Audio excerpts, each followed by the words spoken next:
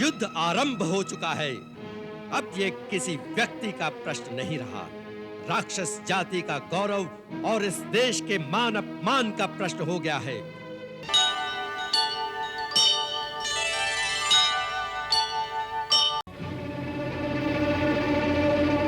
कोई चूहा किसी शेर की गुफा के सामने आके पुकारे, बाहर आओ, मेरे साथ युद्ध करो, तो क्या शेर को हाथ जोड़कर उसके सामने आकर खड़ा हो जाना चाहिए? मूर्ख! जो जीवा श्री राम का अनादर करती है वो फिर बोलने योग्य नहीं रहती, उसी समय काट दी जाती है।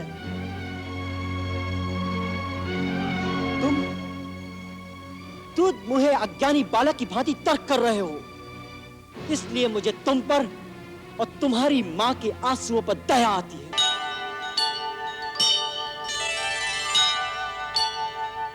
अब रावण का शीश केवल आपके तीखे बाणों का लक्ष्य बनने का अधिकारी रह गया है। हे दीनानाथ, जो अभागा आपकी दया को अपने ही अहंकार से ठुकरा दे, उसके नाश को अब कौन रोक सकता है? फिर भी जाने किस संभावनावश मन में यह अपेक्षा थी कि रावण हमारा शांति प्रस्ताव मान लेता।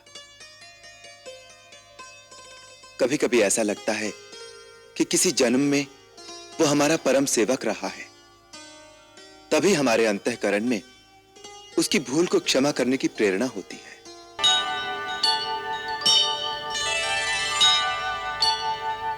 तीनों लोकों का विजेता रावण, जिसके आगे शस्त्रहीन, श्रीहीन और मानहीन होकर रह गया, उस पर भी आपने इस बात पर ध्यान नहीं दिया कि वास्तव में श्री राम कौन है। कुंभकर्ण!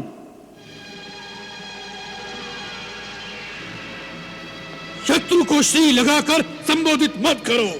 महाराज, आंखें बंद कर लेने से सूर्य का प्रकाश लोप नहीं हो जाता।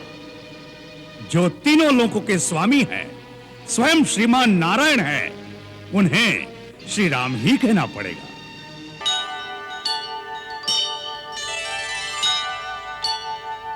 युद्ध आरंभ हो चुका है। अब ये किसी व्यक्ति का प्रश्न नहीं रहा, राक्षस जाति का गौरव और इस देश के मान अपमान का प्रश्न हो गया है।